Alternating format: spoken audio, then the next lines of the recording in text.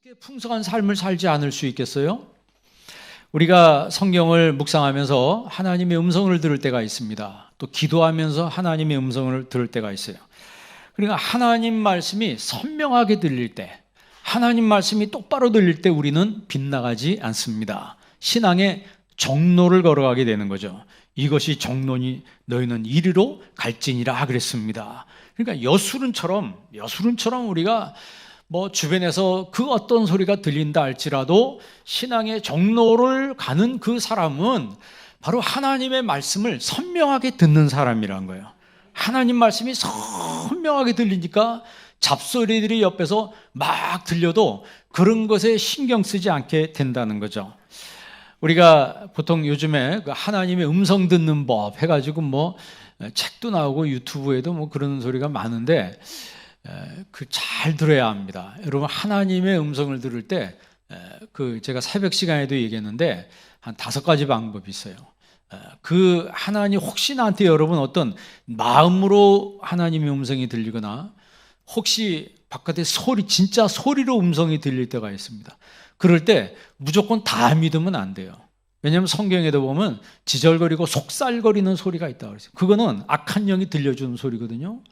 그러면 이게 소리가 들리는데 이게 하나님이 나한테 들려주는 음성인지 이게 악한 영이 귀신이 나한테 들려주는 소리인지 어떻게 분별하냐? 분별하는 방법이 있어요. 첫 번째는 이것이 성경에 근거한 것인가? 예를 들어서 예전에 여러분 다미성교회 알잖아요. 그날과 그 시는 아무도 모른다고 했는데 음성을 들려주는데 10월 28일 날 온다는 거예요. 그러면 성경을 믿어야 돼요? 소리를 믿어야 돼요? 성경을 믿어야 되는데 그때 목사님부터 시작해서 다 소리를 믿어버린 거예요. 그 중학생이 걔가 그렇게 순수한 애인데 그 아이가 들은 음성인데 이게 하나님의 음성이 아니면 뭐냐? 홀라당 다 넘어가 버렸어요. 소리가 들려도 이것이 성경에 근거한 것인가? 라고 해서 성경에 근거한 것이 아니면 다 거부해야 되는 거예요. 왜? 하나님의 음성이 아니기 때문에. 두 번째는 평안인가? 하나님의 음성이 들릴 때, 하나님의 우리한테 음성 들릴 때는요, 항상 평안으로 역사하십니다. 부활하신 예수님께서 요한복음 마지막 장에 보면 부활하신 예수님이 제자들에게 나타나실 때 제일 먼저 너희에게 평강이 있을지어다 그랬어요. 그러니까 우리가 예수님 믿을 때 여러분 어떤 상황이 있든지 죽을 때까지 하나님의 역사는 평강으로 역사하는 거예요. 여러분 평안하시길 바랍니다. 하나님의 샬롬이 내 안에 있다고 하는 것은 그것은 내가 지금 하나님의 응답 속에 살고 있다는 거예요. 뭘 어디서 자꾸 소리를 들으려고 하면 안 돼요. 성경 말씀이 하나님의 소리입니다. 성경 말씀이. 그런데 진짜 어떤 음성이 나한테 들려오는데 그게 평안인가? 하나님이 음성 들려줄 때는요 평안으로 역사해요. 그런데 소리는 들었는데 이상하게 마음이 불안하고 막 초조해지고 그건 하나님의 역사 아니에요. 그런 거 빨리 거부해버려야 돼요. 세 번째는 은혜가 되는가? 은혜가 되는. 음성이 들렸는데 막 은혜가 돼. 은혜가 된다는 것은 기쁨이 있는가 그 얘기예요. 은혜는 반드시 뭘 동반한다고요? 기쁨을 동반해요. 그러니까 우리가 그런 소리를 직접 듣지 않아도 예수님이 그랬잖아요. 본고로 믿느냐? 보지 못하고 믿는 자들은 복되도다 그랬어요. 그러니까 이 성경을 읽을 때도 하나님의 음성으로 들을 수 있고 또 내 마음속에 하나님의 음성이 들릴 때도 있고 실제 설교를 들을 때도 하나님의 음성으로 들을 때가 있고 다양하게 이 음성이 들려오는데 중요한 것은 이게 나한테 은혜가 되는가? 다시 말하면 기쁨이 있는가 이 말이에요. 은혜가 안 되고 기쁨이 없고 막 이거면요 그거 하나님의 역사 아니에요. 네 번째는 결단이 생기는가? 결단이 생기는가? 반드시 하나님의 응답은 나로 하여금 결단의 길로 인도해요.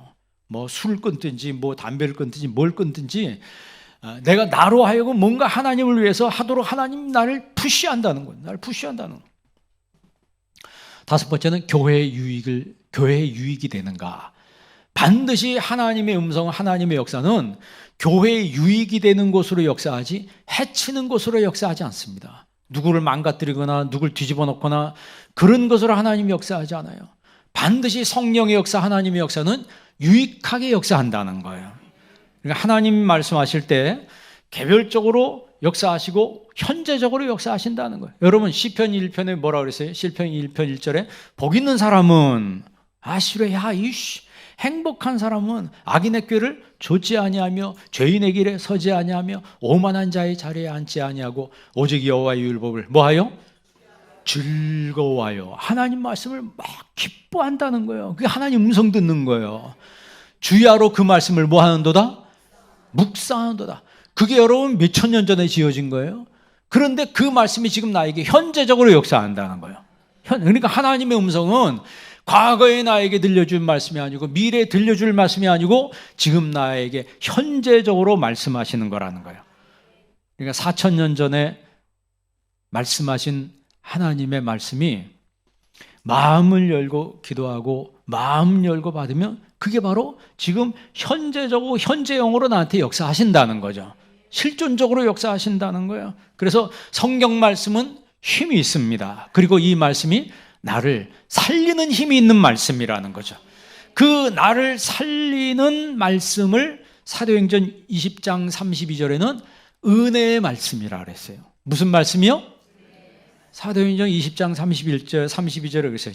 지금 내가 여러분을 주와 그 은혜의 말씀께 부탁하노니 그 말씀이 너희를 능히 든든히 세우사 거룩하게 하심을 입은 모든 자 가운데 기업이 있게 하시리라. 몫이 있게 한다는 거예요. 몫이 뭐가 그렇게 한다는 거예요? 은혜의 말씀. 은혜의 말씀이 나를 능히 든든히 세우사. 그러니까 여러분 나를 능히 든든히 세우는 게 뭐예요? 하나님의 은혜의 말씀이라는 거예요. 내 주먹이 나를 든든히 세우는 게 아니고 돈이 나를 든든히 세우는 게 아니고 하나님의 말씀, 즉 은혜의 말씀이 나를 능히 든든히 세우사 거룩하게 하심을 입은 모든 자 가운데 뭐가 있게? 기업이 있게 하신다 그랬습니다. 그러니까 은혜의 말씀이 나에게 임할 때, 그러니까 은혜의 말씀이 내 안에 머물 때, 은혜의 말씀이 내 안에 와서 없어지는 게 아니고 머무는 거예요. 머물 때 나로 하여금 강하게 하신다는 거예요. 견고하게 하시고 거기서 끝나는 것이 아니고 나에게 하나님이 주시는 몫이 있게 한다는 것이죠. 그 몫이 무엇인지 모르지만 하나님이 그걸 기업이라고 그랬어요. 기업이라고 했습니다. 그러니까 반드시 하나님이 나한테 주시는 뭔가 있다는 그랬어요. 여러분 하나님 주실 때 나쁜 거 주시겠어요? 좋은 거 주시겠어요? 좋은 거 주시죠. 그렇다면 기대하시기 바랍니다. 그러니까 그런 것들을 기대하고 하나님 나라를 소망하고 하나님 나라를 내 마음속에 거룩한 것을 추구하는 사람에게 하나님 제일 먼저 뭘 주세요? 은혜의 말씀을 주시는 거예요. 은혜의 말씀을 주시는 거예요. 그 말씀이 살아있는 그 말씀이 나를 영원히 이끈다는 거죠. 우리가 지난주에 하나님 말씀은 뭐하고? 하나님 말씀은 존이라고 그러죠. 존 갈호 로고스 두세우. 하나님 말씀은 이 원형은 자우인데 존 살아있다. 현재 분사. 지금 살아있다는 거예요. 지금 살아있는 그 말씀이 활력이 있어. 좌우의 날선 어떤 검보다도 예리해서 우리 관절 골수를 찔러 쪼개고 우리의 마음의 생각과 뜻까지도 감찰하신다 그랬습니다. 그러니까 이 내 마음속에 하나님의 은혜가 조성되어 있고 은혜의 말씀이 머물러 있는 사람은 자꾸 그것을 먹습니다. 그렇죠? 그걸 자꾸 먹고 그 말씀을 쭉쭉 빨아들여서 내 것으로 막 삼아요. 그런데 병들면 특징이 뭐라고요? 못 먹어요. 맛있는 거 있어도 먹어요, 못 먹어요? 못 먹어요. 여러분 배탈 난 사람이 아이스크림 먹어요? 요즘에 그 설빙인가요? 난 못 먹어봤는데 뭐 영상에 보니까 진짜 맛있게 생겼더라고. 막 침이 꼴까닥 넘어가요. 진짜 침이 넘어가네. 그 건강하면 뭔가 자꾸 먹고 싶은 욕구가 생기잖아요. 그런데 병들면 그런 거 봐도 하나도 먹고 싶은 생각이 없어요. 그러니까 영혼이 똑같아요. 영혼이 병들면 말씀을 들어도 못 먹습니다. 말씀을 들어도 못 먹어요. 근데 그런 사람은 자기가 영혼이 병들었는지 몰라요. 모르더라고 이상하게. 그러니까 사람을 하나님이 만드실 때 영적인 존재로 만들었기 때문에 음식을 먹어야 사람이 살 수 있도록 주님 만드신 것처럼 내 영혼은 하나님 말씀을 먹어야 살 수 있도록 하나님 그렇게 만들었어요. 그래서 예수님이 그랬잖아요. 사람이 떡으로만 사는 것이 아니요 하나님 입에서 나오는 모든 말씀으로 살 것이니라 그랬어요. 사탄이 시험할 때 예수님께서 그 사탄을 대적할 때 쓰신 말씀이에요. 사람은 뭐로 산다? 하나님의 말씀으로 산다. 그러니까 여러분 매일매일 하나님 말씀을 섭취하는 여러분 되시기를 바랍니다. 그러니까 예배 빠지지 마시고 늘 시간을 내서 예배에 나오세요. 그래서 자꾸 말씀을 들어야 합니다. 그러니까 우리 몸의 기능은 연한이다 하면 멈춰요. 요즘 뭐 100세 시대라고 하는데 뭐 100세까지 산 사람이 솔직히 몇 사람이나 있겠어요. 그러는 뭐 더 사는 사람도 있겠죠. 그런데 그게 뭐 그렇게 중요합니까? 덜 살면 어떻고 더 살면 어때요? 중요한 것은 내가 이 땅에 살아가는 동안에 정말 풍성한 삶을 사느냐 안 사느냐 이게 중요한 거지. 그렇지 않겠어요? 매일 생고생하면서 100세 넘어 살아요. 그거는 지옥이에요. 그건 지옥입니다. 그러니까 짧은 세월을 살아도 우리가 하나님의 은혜 가운데 풍성한 삶을 살아야 되는 거야. 그런데 이 몸의 기능은 기한이 다 되면 그 다음에 거기 딱 정지가 돼요. 그 몸의 기능이 정지가 되는 순간이 뭐예요? 죽는 거예요.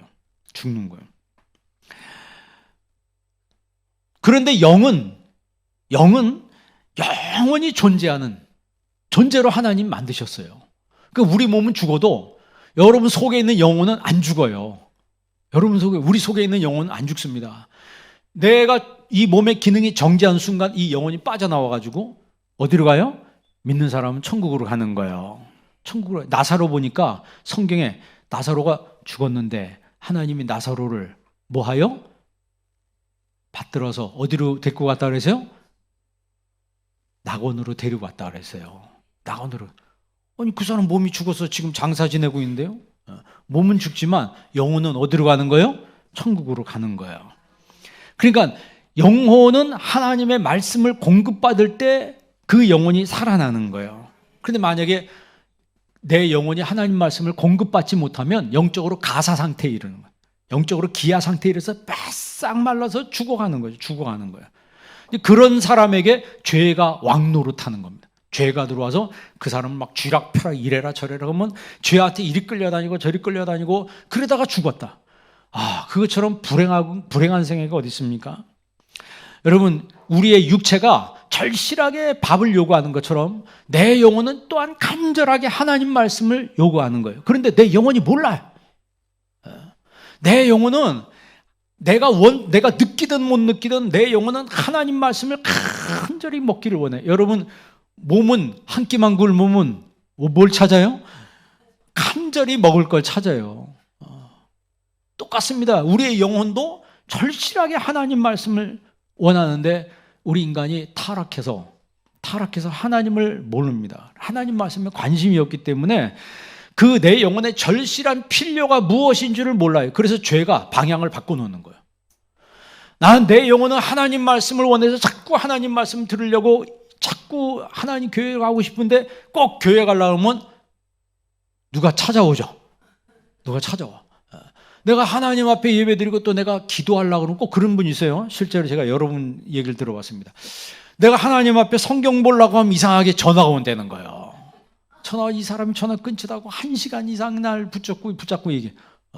끝나면 또 어디 뭘 하러 가야 돼. 그 성경 볼 시간 잊어버리고. 그러니까 나로 하여금 세상은 하나님 말씀을 가까이 하지 못하도록 자꾸 나를 옥죄해서 붙들어서 죄의 법 아래로 나를 끌어당기는 거예요. 죄의 법 아래로 나를 끌어당겨요. 그러면 거기 질질 끌려다니다가 인생 맞추시면 얼마나 불행한 거예요. 여러분 성경에 하나님 말씀 받은 사람을 신이라 그랬어요. 하나님 말씀을 받은 사람은 신이라. 그 신이라고 하는 것은 영어 대문자의 God이 아니고 소문자 God. 헬라어로는 데우스라 그래. 데오스 하면 하나님인데 데우스 하면 신이라는 뜻이에요. 그러니까 무슨 얘기냐면 spiritual being이라 영적인 존재라고요. 하나님 말씀을 받은 사람은 신이라고 하셨거든. 이 말은 그 사람은 영적인 존재가 됐다는 거예요. 그런 의미에서 볼 때 여러분들이 영적인 사람이 되기를 바랍니다. 오늘 성경 본문 말씀에 바울과 아볼로가 에베소에 와서 말씀을 전합니다. 그 에베소 사람들한테 질문을 했어요. 뭐라고 질문했냐면 너희가 믿을 때 성령을 받았느냐? 너희가 믿을 때 성령을 받았느냐? 그 말은 반드시 성령을 받아야 된다는 거예요. 그런데 에베소 사람들이 대답을 하는데 우리는 성령이 있는 것도 몰랐습니다. 그럼 무슨 세례를 받았냐? 우리는 요한의 세례만 받았습니다. 그러니까 오순절 마가다락방에서 일어난 그 성령의 불같은 역사가 에베소에는 아직 전해지지 않았던 것 같아요. 그랬을 때 바울이 이야기합니다. 그게 바로 19장 4절부터 7절이죠. 4절부터 7절까지 한번 읽어보겠습니다. 바울이 이르되 요한이 회개의 세례를 베풀며 백성에게 말하되 내 뒤에 오신 이를 믿으라 하였으니 이는 곧 예수라 하거늘 그들이 듣고 주 예수의 이름으로 세례를 받으니 바울이 그들에게 안수하며 성령이 그들에게 임하심으로 방언도 하고 예언도 하니 모두 12사람쯤 되니라. 아멘. 바울이 요한이 회개의 세례를 베풀며 백성에게 말했습니다. 내 뒤에 오신 이를 믿으라 했으니 그분이 바로 예수님입니다. 그들이 그 말씀을 듣고 세례를 받았다 그랬어요. 그랬을 때 바울이 그들에게 안수했습니다. 안수했더니 방언을 말하고 그들이 예언도 했다 그랬어요. 그러니까 에베소 사람들이 성경 말씀을 들을 때, 하나님 말씀을 들을 때 성령이 그들에게 임했어요. 똑같이 지금도 말씀을 들을 때 성령이 임합니다. 말씀을 들을 때 성령이 임해요. 그러니까 에베소 사람들에게 성령이 임했다는 것은 그들이 성령의 충만함을 받았다는 거예요. 성령의 충만함을 받는다는 것은 성령께서 전인격적으로 나를 지배한다는 거예요.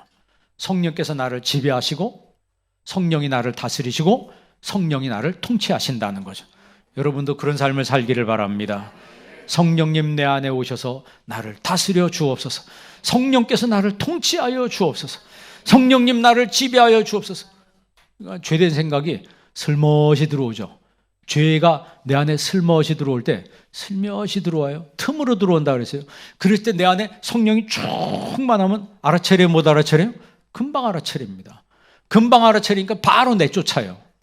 회개함으로 해서 바로 잘라버리는데 이게 영이 깨어있지 못하면 성령 충만하지 못하면 해롱해롱합니다. 그러니까 죄가 들어와서 자리를 잡고 왕노릇하게 되는 거죠. 우리 몸도 똑같다 그래요. 하루에 암세포가 10개 이상 생긴다 그러죠. 근데 우리 몸에 이 T인파구가 암세포가 들어오는 걸 찾아가서 바로 죽인다고 그래요. 그런데 몸이 병들면 T인파구가 해롱해롱해진대요. 그리고 암세포가 딱 생기는데 암세포가 생기는데도 알아차리지 못한다는 거예요. 가서 건강할 때는 이 임파구가 가서 막 죽이는데 암세포가 생겨서 들어와서 착상하는데도 몰뚱히 보고만 있고 가만히 있다는 거예요. 그러니까 이 암세포가 거기서 점점 무럭무럭 자라나는 거죠. 우리가 음식을 먹으면 누구도 먹어요? 암세포도 같이 먹는 거예요. 그래서 무럭무럭 자라가지고 나중에 뭐가 돼요? 이만한 혹이 되기도 하고. 그게 뭐냐? 결국 죽는 거예요. 죽는 거라고. 우리 영혼이 하나님 말씀으로 성령의 지배를 받을 때 여러분 우리가 영적으로 건강한 삶을 살게 되는 거예요. 영적으로 건강한다는 것은 그게 바로 행복이라고 하는 거예요. 성경에서 말하는 대로. 복 있는 사람은 팔복에, 복 있는 사람은 계속해서 복 있는 사람은 그게 세상이 말하는 기복이 하나도 없습니다. 거기는. 그게 전부 영적인 복이에요. 영적인 복이에요. 이런 복을 누리는 여러분 되시기를 바랍니다. 그건 뭐냐면 하나님 말씀을 듣는 데서 오는 거예요. 하나님 말씀을 자꾸 들을 때 내 영혼이 행복해지는 거예요. 여러분 꾸정물을 깨끗하게 하는 방법이 뭐라고 그러세요? 거기다가 계속 깨끗한 물을 부으면 어떻게 돼요? 깨끗한 물이 되는 거예요. 그러니까 내 영혼이 오염되어 있고 더러워져 있다 할지라도 자꾸 말씀을 자꾸 공급받고 말씀 먹다 보면 이상하게 예전에 내가 항상 부정적이었는데 어느 순간에 내가 긍정적인 사람으로 소망적인 사람으로 내가 바뀌어져 있는 나를 보게 되는 거예요. 그 내가 변한 거예요. 그게 바로 하나님의 말씀의 힘의 역사입니다. 하나님 말씀은 살아있기 때문에 신자들은 항상 하나님 말씀을 들어야 합니다. 왜? 그게 내가 사는 방법이라고 하는 거예요. 그게 내가 사는 방법이에요. 우리가 농아들 있잖아요. 농아들은 말을 못 하잖아요. 말을 못 하는데 말을 못 하는 게 왜 말을 못 해요?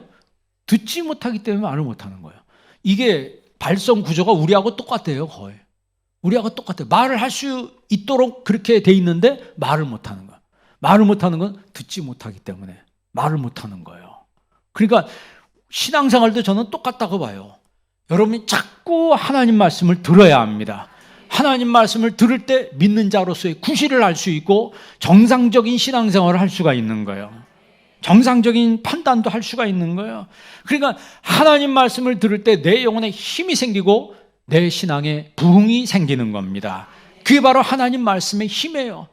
신자에게 말씀이 없으면 우리가 죄의 병기로 쓰임받아, 죄의 무기로 쓰임받게 돼요. 그러니까 죄가 들어와서 나를 가지고 갖고 노는 거예요. 그래 나로 하여금 뭐 하게 만들어요? 죄 짓도록 만든다는 거죠. 여러분 로마서 6장 13절 한번 보세요. 로마서 6장 13절 한번 찾아보시기 바랍니다. 로마서 6장 13절 한번 보세요.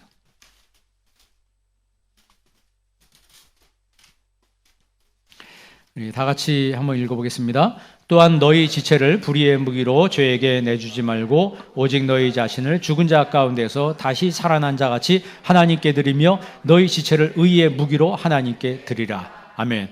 여기 보면 불의의 무기로 죄에게 내주지 말고 또 의의 무기로 하나님께 드리라. 이 아주 극단적인 표현이죠. 그러니까 어떤 사람은 죄의 무기로 죄에게 끌려다니면서 죄에게 쓰임받는 사람이 있고 어떤 사람은 의의 무기로 하나님께 쓰임받는 사람이 있어요. 그러니까 우리 신자 크리스천들은 여러분 이 마지막 때 하나님의 의의 병기로 하나님의 의의 무기로 하나님께 쓰임받는 사람이 돼야 합니다. 그러려면 말씀을 자꾸 공급받아야 되는 거예요. 신자가 하나님 말씀을 묵상할 때 사망 권세가 떨어져 나가요.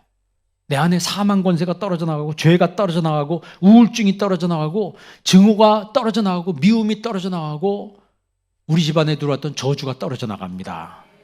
그러니까 그런 사람은 의의 무기로 내 자신을 하나님 앞에 드리는 것이 기뻐요. 예배 드리는 것이 기쁘고 기도 생활하는 것이 기쁘고 내가 하나님에서 뭘 봉사를 하든지 뭘 하든지 하나님에서 하는 게 너무너무 기쁘다는 거예요. 그 실제로 어떤 사람은요 설교 듣다가 위장병 나은 사람도 있어요. 설교 듣다가 병 나은 사람들이 있는 거예요. 그거 왜 그러냐면 하나님 말씀이 치료하는 광선을 바라는데 말씀을 들을 때 역사하신다는 거죠. 그러니까 이 하나님 말씀이 진짜 나에게 주신 말씀으로 받을 때 우리 속에는 죄가 떠나가는 거예요.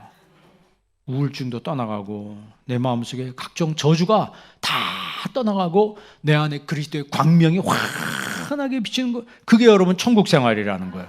그게 바로 천국 생활. 다른 게 천국 생활이 아닙니다. 하나님 말씀은 사람을 변화시키는 능력이 있어요. 지난주에 우리가 히브리서 4장 12절 말씀이잖아요. 하나님 말씀은 뭐하고? 살아고. 그 다음 뭐가 있어요? 활력이 있어요. 죽어가는 내가 확 살아나는 거예요. 좌우의 날선 마카이라. 검이 돼서 여러분 관절 골수를 찔러 쪼갠다 그랬어요. 아파요, 안 아파요? 지금 여기 성경에 보면 막 찔러 쪼갠데 아파요, 안 아파요? 아플 수도 있죠. 하나님 말씀이 여러분에게 들릴 때 때로는 기분 나쁘게 들릴 수 있는지도 모르겠어요. 아프게 들릴 수 있는지도 모르겠어요. 그러나 그게 나를 수술하는 말씀입니다. 그게 나를 고치는 말씀이에요. 그러니까 거기에 아멘 할 때 비로소 그 사람은 거기서 하나님이 그 사람을 수술하는 거예요. 그 사람을 치유하시는 거라고. 여호와 라파라고 해서 치료하는 광선을 발해서 말씀의 광선이 그 사람을 깨끗하게 치료해 주시는 거죠. 근데 거기 아픔이라고 하는 게 동반하는 거예요. 관절 골수를 찔러 쪼개는데 어떻게 아프지 않아요? 우리의 마음의 생각과 뜻까지도 하나님 말씀이 감찰한다고 그랬습니다. 왜 그렇게 하실까요? 나를 새롭게 하신다는 거죠. 나를 새롭게 하신다는 거예요. 그래서 하나님 말씀이 여러분에게 힘있게 머무는 은혜가 있기를 바랍니다. 오늘 주시는 이 말씀이 나에게 힘있게 머물 때 그 말씀이 내 안에 들어와서 내 안에 있는 모든 죄를 다 파쇄시키는 거예요. 팍팍 파쇄시키는 거예요. 그 막 죄가 떨어져 나가고 불신앙이 떨어져 나가고 의심도 떨어져 나가고 미움도 떨어져 나가고 그러니까 내 마음에 평안이 오는 거예요. 어떨 땐 그렇게 막 그냥 이상하게 항상 기분 나쁘고 불평이 막 이렇게 나왔는데 막 내 안에 기쁨이 막 살아계신 하나님을 체험하니까 사람 만날 때마다 내가 변화되고 달라진 것을 뭐 하게 돼요? 간증하게 되는 거예요. 여러분 전도하는 게 예수 믿으세요 그런다고 전도가 되는 게 아닙니다. 그는 교회를 알리는 거라고 그러세요. 실제 전도는 맨투맨으로 만나서 이 사람에게 내가 어떻게 하나님을 만났는지 간증하는 거예요. 왜냐하면 상대방도 날 보니까 옛날에 얼굴이 시커멓고 항상 인상 찌그리고 다녔는데 인상이 오늘 쫙 펴지고 항상 입에서 감사의 언어가 나오고 그리고 내 병도 낫고 내가 하는 일도 하나님이 문제도 해결해 주시고 뭐 그럼 그게 여러분 그 사람을 전도하는 거예요. 전도하는 거라고. 그런데 만나면 인상 쓰고 앉았고 만나면 뭐 이상한 소리가 나오고 제가 이제 그런 사람 만나면 안 된다 그랬어요. 왜냐하면 그게 나한테 전염이 돼. 그 영이 나한테 그냥 전염이 됩니다. 여러분, 사람은요, 자기 속에 있는 것을 말하는 거예요. 속에 좋은 게 있으면 뭘 말하고? 좋은 것을 말하고. 나쁜 거 있으면 나쁜 걸 말하는 거예요. 자기 속에 나쁜 게 있는데 좋은 걸 말하는 사람은 진짜 두 얼굴의 사람이에요. 지킬 박사 하이드처럼. 여러분이 새 집을, 광교의 집값하고 여기하고 진짜 하늘과 땅 차이 돼. 어떻게 거기는 그렇게 비싸요? 우리 교회 광교단에 사는 분들이죠. 근데 만약 내가 거기 집을 사서 이사 왔어. 그러면 만난 사람에게 무슨 얘기 할 것 같아요? 나 집 샀어. 누가 물어봤어? 물어보지도 않는데 자기 집 샀다는 거야. 막 얘기해. 왜? 지금 그게 복음이에요, 여기. 막 충만하게 차 있어. 그게 사람이 그렇다니까요. 자기 속에 있는 걸 말하는 게 사람이에요. 그러니까 좋은 게 있는 사람은 입에서 무슨 말이 나와요? 좋은 말이 나온 거예요. 근데 입이 여기가 지옥이야. 그런 사람 입만 열면 무슨 얘기가 나와요? 지옥 같은 말만 나오는 거예요. 지옥 같은. 그러니까 여러분 천국 말만 하시길 바랍니다. 천국 말만 하세요. 그러니까 내 안에 정말 하나님 말씀이 힘있게 거할 때, 하나님 말씀이 힘있게 거할 때 그 말씀이 내 속에 있는 더러운 것과 오염된 것, 죄된 것들을 다 파쇄시키는 거예요. 그걸 뭐라 그랬어요? 카도시, 거룩이라 그랬어요. 내 안에 거룩함이 이루어져. 그러니까 여러분 그 사람은 사람 만날 때마다 이상하게 상대방이 느끼는데 좀 거룩한 것 같아. 이 사람하고 막 얘기하다 보면 자꾸 내가 뭐 한 것 같아? 죄인인 것 같고. 이 사람은 참 같은 커피 마시면서 말하는데 말이야. 이 사람은 이상하게 성스러워 보이고 나는 한없이 작아지는 것 같아. 그게 그렇다고 잘난 척 하는 거는 사람이 딱 들어보면 알잖아요. 진실을 말하는지 거짓을 말하는지. 여러분, 하나님의 말씀의 은혜가 힘있게 여러분 안에 머무는 역사가 있기를 바랍니다. 자, 8절 말씀 보세요. 8절 말씀 다 같이 있습니다. 바울이 회당에 들어가 석 달 동안 담대히 하나님 나라에 관하여 강론하며 권면하되. 바울이 회당에 들어가서 3달 동안 강론했다 그랬어요. 이 강론이란 말은 지금 제가 여기서 말한 이 디알레고마이라고 하는데 이런 게 아니고, 디아란 말은 둘이란 뜻입니다. 그 레고란 말은 말한다. 둘이 말한다는 거예요. 그러니까 디베이트한 거예요. 하나님 말씀을 하고 물어보고 질문하고 답하고 질문하고 답하고 그렇게 했다는 거예요. 왜냐하면 그 사람들 얼마나 궁금하겠어요. 그리고 권면했다 그랬어요. 권면은 설득입니다. 그러니까 이 설득이 능동태로 나가는데 그 설교를 듣고 권면을 듣고 내가 수동태로 반응하면 그게 믿음이에요. 그러니까 하나님은 믿어지는 겁니다. 내가 믿었습니다 하지만은 하나님이 나로 하여금 뭐하게 하신 거예요? 믿게 하신 거거든. 여러분들이 오늘 교회에 나왔지만 내가 의지로 나온 것 같지만 하나님이 인도하지 아니하시면 주께로 올 자가 없다고 그랬어요. 하나님이 인도하셨기 때문에 여기 나온 겁니다. 내가 하나님을 믿었다고 했지만 실제로는 하나님 나로 하여금 믿게 하셨다는 거죠. 그게 믿어지는 거예요. 제가 항상 얘기하죠. 천국 봤어요? 안 봤는데 어떻게 믿어? 예수님 봤어요? 믿으세요? 예수님 안 봤는데 어떻게 믿어? 예수님이 그랬잖아요. 너는 본 거로 믿느냐? 보지 못하고 믿는 자가 복되도다 그랬어요. 보지 못하고 믿는 자가 복되도다 그랬습니다. 그런데 설득이 안 되는 사람이 있어요. 설득이 안 되는 사람이 어떤 사람이냐면 마음속에 기본적으로 불신이 있는 사람. 기본적으로 마음에 불신이 있는 사람은 절대 하나님 말씀 들어도 설득이 안 됩니다. 고집센 사람, 반항하는 사람. 구약 성경에 목이 곱고 완악한 민족이라 그랬어요. 하나님이 그 이스라엘 보고. 그러니까 이 하나님 말씀을 듣고 믿어지는 사람이 있는 반면에 하나님 말씀이 안 믿어지는 사람이 있어요. 안 믿어지는 사람은 어떻게 반응하냐면 이제 옆에서 이제 오늘 성경 말씀이 나오는데 아주 안 좋게 반응합니다. 그 9절 한번 읽어보세요. 9절 말씀 다 같이 한번 읽습니다. 어떤 사람들은 마음이 굳어 순종하지 않고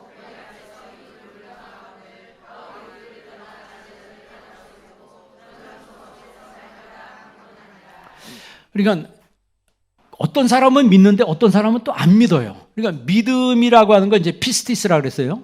근데 그거는 충성이란 말하고 똑같다고 그랬습니다.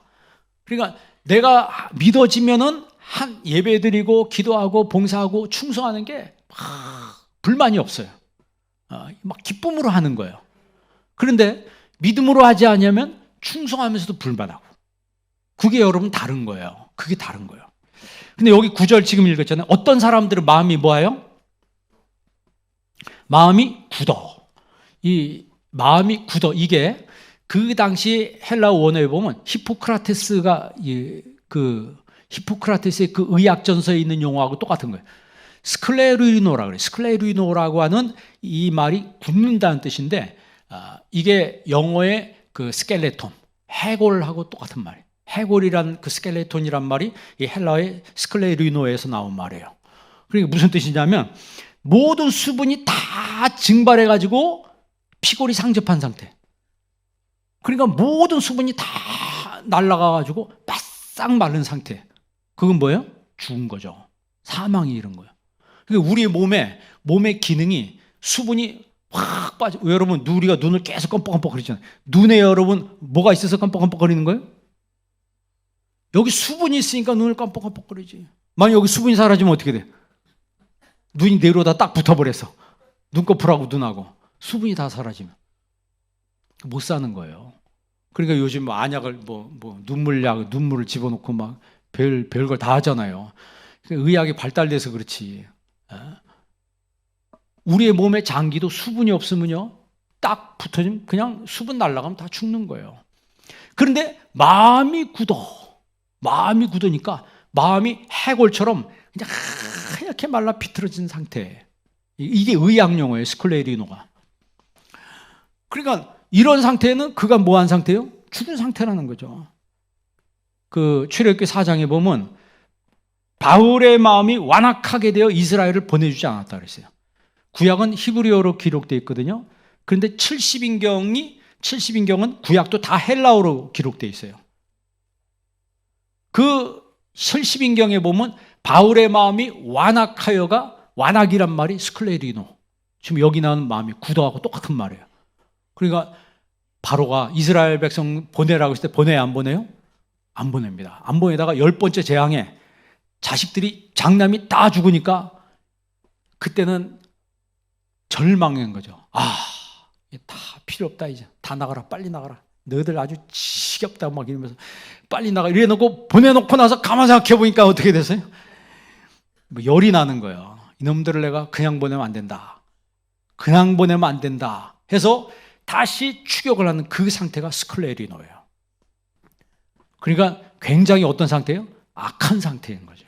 그러니까 마음이 굳어지면 거기서 굳는 것으로 끝나는 게 아니고 그 다음에 공격적으로 바울을 이제 어떻게 해야 하는 이제 그런 작업을 한다는 그런 의미죠. 그러니까 히브리서 4장 7절에도 보면 오늘날 너희의 마음을 완악하게 하지 말고, 그 완악도 똑같은 지금 스클레리노 똑같은 말이에요. 마음이 굳은 거하고 똑같은 거. 그러니까 여러분 굳어지면 다 고생입니다. 우리 몸이 굳어지면 뭐라고요? 고생이에요. 몸이 굳어지면 고생이에요. 이 어깨가 굳어지니까요, 축도할 때 이것도 안 올라가더라고. 하다 못해. 그런데 마음이 굳어지면요, 몸이 굳어진 거 가지고도 그렇게 고생하는데 마음이 굳어지면 생고생하는 겁니다. 다른 사람은 편안한 가운데 기쁨과 즐거움에 살아가는데 혼자 지옥을 경험하면 힘들게 살아. 왜 인생을 그렇게 살아요? 몇 번 사는 인생인데? 한 번 사는 건데. 한 번 사는 거 여러분 행복하게 사시기 바랍니다. 지금 굳는다는 말이 또 그 사도행전 26장 14절에 보면 고생이란 말로, 스클레리노가 고생이란 말로도 똑같이 나옵니다. 사울이 예수 믿는 사람 박해했잖아요. 박해할 때 예수님이 사울에게 나타났어요. 그러니까 주여 누시니까, 그러실 때 예수님 뭐라 그래요? 나는 내가 박해하는 예수라. 그러면서 예수님이 그 다음에 뭐라 그러냐면 내가 어찌하여 나를 박해하느냐, 가시채를 뒷발질하기가 내게 고생이니라 그랬어요. 내 가시채를 뒷발질하는 것이 내게 고생이라. 그 고생이 스클레리노예요. 지금 여기 나와 있는 마음이 굳어하고 똑같은 말이에요. 이거를 성경에서 다 찾아보려면요, 요 두 글자 굳어 이것만 가지고도 굉장히 오랜 시간 말을 할 수 있어요. 그런데 지금 마음이 굳어가 고생이란 얘기예요. 고생하지 마세요. 고생하지 마시고 평안한 가운데 사시기 바랍니다. 그러니까 마음이 굳으면 안 돼요. 몸이 굳으면 뭐 한다고요? 죽어지는 거예요. 몸이 굳으면 마지막엔 죽는 거예요. 그런 것처럼 마음이 굳으면 그게 내 영의 사망으로 가는 길이에요. 우리는 영의 축복 속으로 들어가야 되지 않겠습니까? 그런데 이 사람은 마음이 굳어. 두 번째는 뭐하고? 순종하지 않고. 이건 믿지도 않고 따르지도 않는 상태를 말합니다. 그 히브리 성경에서는 순종이라는 개념을 표현할 때 듣는다는 말로 표현합니다. 샤마라 그러죠. 하나님 말씀을 들으라 그러죠.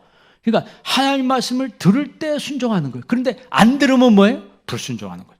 그러니까 여러분 그 창세기 에덴에 아담과 하와가 막 행복하게 살고 있는데 누가 찾아와요? 뱀이 찾아와요. 여러분 그거 잊어버리면 안 됩니다. 여러분 행복하게 산다고 해서 무조건 행복이 내가 행복하다고 해서 무조건 행복이 유지되는 게 아니에요. 아무런 일도 안 일어나는데요. 그럼 좋은데 성경에 보면 반드시 누가 찾아오더라고요. 내가 콜하지도 않는데 찾아온 존재가 있어요. 뱀이 찾아오더라는 거예요. 뱀이 찾아와서 나한테 얘기를 들려주는 거예요. 얘기를 들려주는데 아담과 하와가 하나님 말씀을 더 들어야 되는데 하나님 말씀 듣는 것보다 뱀의 얘기를 더 들었어. 여러분 누구의 얘기를 더 들어야 돼요? 하나님 말씀을 더 들어야죠. 그런데 뱀의 얘기를 더 크게 들었어. 쉽게 말하면 하나님 말씀을 더 크게 들었으면 뱀이 얘기해도 콧방귀도 안 꼈을 거예요. 그냥 웃으면서 그래요? 알았어요. 그냥 가세요. 뭐 이랬을 겁니다. 하와가 그러지 않겠어요? 그런데 뱀이 계속 얘기하니까 거기 어떻게 돼요? 빠져들어가는 거예요. 빠져들어가는 부정적인 대화에 빠져들어가서 나중에는 하나님 먹지 말라는 열매를 따먹습니다. 따먹는 거예요. 그게 여러분 불순종입니다. 그게 불순종이에요. 그리고 세 번째는 비방했다 그래요. 더 나아가서는 본격적으로 비방했다는 것은 악하게 말하는 거죠. 이제 보통 카콜로게오라고 하는데 성경에서 카콜한 말이 들어간 거 안 좋아요. 악하다는 뜻이거든. 그런데 말을 하는데 이 바울이 하나님 말씀을 전해주는데 그 말씀은 은혜로 받아야 되는데 앞에서 막 비방을 하는 거예요. 이단의 특징이 뭐예요? 교회에 들어와서 교회를 갈라놓는 거예요. 교회를 갈라놓는. 똑같이 이들이 에베소 교회와 바울의 사이를 갈라놓으려고 계속해서 비방을 했습니다. 고린도전서 5장 13절에 보면 이 악한 사람을 너희 중에서 내쫓으라 그랬어요. 그러니까 이게 하나님을 기쁘시게 하는 게 아니고 계속해서 죄를 짓고 죄 속에서 살면서 사람을 분리시키고 막 이렇게 되는 거는 하나님이 절대 기뻐하는 게 아니라는 거예요. 이랬을 때 바울의 해결책이 뭐였어요? 사람을 따로 세웠다 그랬습니다. 따로 세워서 그 사람들을 가르쳤다 그랬어요. 10절 말씀 읽어보세요. 10절 말씀 다 같이 한번 읽습니다. 2해 동안 이같이 하니 아시아에 사는 자는 유대인이나 헬라인이나 다 주의 말씀을 듣더라. 아멘. 그러면 그 전절 9절도 한번 읽고 다시 한번 9절 다 같이 한번 읽습니다. 어떤 사람은 마음이 굳어 순종하지 않고 무리 앞에서 이 도를 비방하거늘 바울이 그들을 떠나 제자들을 따로 세우고 두란노 서원에서 날마다 강론하니라. 이 도를 비방하거늘 예수 그리스도의 십자가의 복음을 비방하는 사람이 있다는 거예요. 그래서 바울이 처방을 내렸는데 그게 뭐냐면 제자들을 어떻게 세우고? 따로 세웠어요. 왜냐하면 그거 같이 두면 다 물들어 버리니까 따로 세워서 두란노 서원에서 날마다 강론했어요. 몇 년 동안? 2년 동안. 바울은요 한 곳에서 2년 동안 역사한 적이 없습니다. 일한 적이 없어요. 교회를 세우고 계속 옮겨다니면서 계속 교회를 세웠어요. 그런데 에베소만큼은 2년 동안 그 앞에 3개월 동안 또 복음을 전했다고 그랬으니까 2년 3개월 이상을 에베소에 살면서 거기에 자기 삶의 모든 에너지를 다 쏟아놓은 거예요. 그러면 누구한테 쏟아놓은 거예요? 말씀을 부정적으로 받는 사람이 아니고 말씀을 순종함으로 받는 사람에게 쏟아놨다는 거예요. 그러니까 하나님 말씀을 받을 때 우리 영혼이 힘이 생기는 겁니다. 사람이 떡으로만 사는 것이 아니요 하나님 입에서 나오는 모든 말씀으로 사는 거예요. 말씀이 살아있다는 것은 베드로에게 하신 말씀이 지금 나한테 현재적으로 지금 나한테도 임한다는 거죠. 깊은 곳에 그물을 내리라. 내가 밤새도록 잡아봤는데 한 마리도 없던데요. 그게 아니고 주님이 말씀하셨기 때문에 내가 지금 순종해 보겠습니다. 자기 생각을 접고 하나님 말씀을 순종할 때 그 말씀이 지금도 현재적으로 나에게 역사한다는 것이죠. 현재적으로 에스겔 골짜기의 마른 뼈들이 하나님의 음성을 들을 때 죽은 뼈다귀들이 살아난다는 거예요. 여러분, 그것처럼 신기한 게 어디 있습니까? 하나님 말씀이 우리 가운데 임할 때 우리 영혼에 있는, 몸에 있는 독소가 다 떨어져 나가게 하시는 거예요. 우리는 매일 음식을 먹잖아요. 근데 보니까 음식에도 독소가 있다네요. 우리 몸이 그 독을 이길 수 있는 힘이 있기 때문에 그 음식이 우리에게 유익하대요. 그런데 우리 몸이 병들면은 그 음식을 먹을수록 독이 돼가지고 그 음식 때문에 죽는다는 거예요. 그런데 우리 내 영혼에 힘이 있으면은 말씀을 먹을 때마다 힘이 생기는 거죠. 말씀을 먹을 때마다 힘이 생기는 거예요. 20절 말씀 한번 읽어요. 오늘 읽은 마지막 20절 말씀. 다 같이 한번 읽습니다. 이와 같이 주의 말씀이 힘이 있어 흥하여 세력을 얻으니라. 아멘. 이와 같이 주의 말씀이 뭐가 있어? 힘이 있어. 여러분, 말씀의 힘이 여러분 안에 머물기를 바랍니다. 흥왕하여 세력을 얻으니라. 세력을 얻는다는 것은 적을 대적할 만큼 강건해지다. 강해졌다는 거예요. 건강해지고 힘이 있어 쭉쭉 뻗어나간다는 거예요. 그러면 흥왕해서 세력을 얻으니까 어떤 현상이 나타났어요? 11절 12절 읽어보세요. 11절 12절 다 같이 있습니다. 하나님이 바울의 손으로 놀라운 능력을 행하게 하신, 심지어 사람들이 바울의 몸에서 손수건이나 앞치마를 가져다가 병든 사람에게 얹으면 그 병이 떠나고 악귀도 나가더라. 아멘.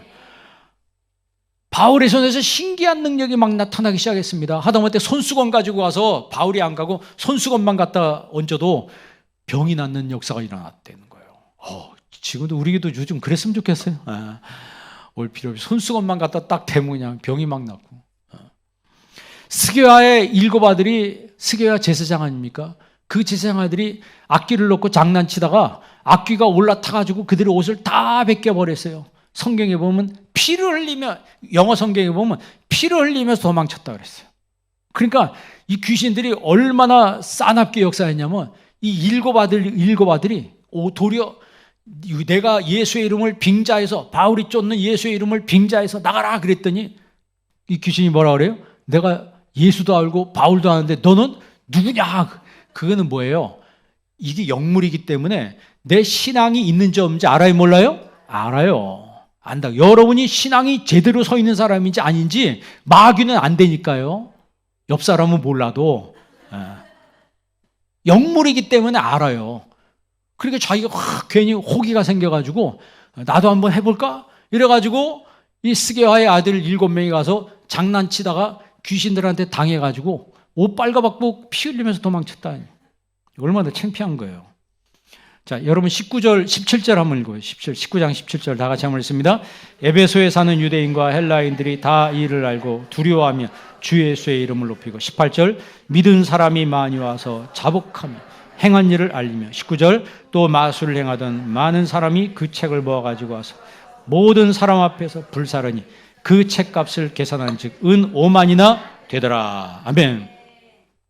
그러니까 말씀이 흥왕하니까, 말씀이 내 안에 충만하게 힘있게 머무니까 손수건만 갖다 대도 뭐가 낫고? 병이 낫고, 귀신들이 쫓겨나고 마술 행하는 사람이 그 마술책을 다 갖다가 불살라버리는 변화되는 역사가 일어나더라는 거예요. 그래서 말씀이 흥황한 역사가 이렇게 현실 속에 나타나더라는 거예요. 그렇다면 여러분, 하나님 말씀이 여러분에게도 흥황하게 역사하기를 바랍니다. 이 살아있는 하나님 말씀이 힘있게 내 안에 머물러 그 말씀으로 승리하며 사는 여러분 되시길 주의 이름으로 축원합니다. 기도하겠습니다. 주신 아버지 하나님, 이 아침에 저희들에게 하나님 말씀 주심을 감사합니다. 하나님의 말씀이 힘있게 우리 안에 머무는 은혜의 역사가 있게 하여 주옵소서. 예수님의 이름으로 기도합니다. 아멘.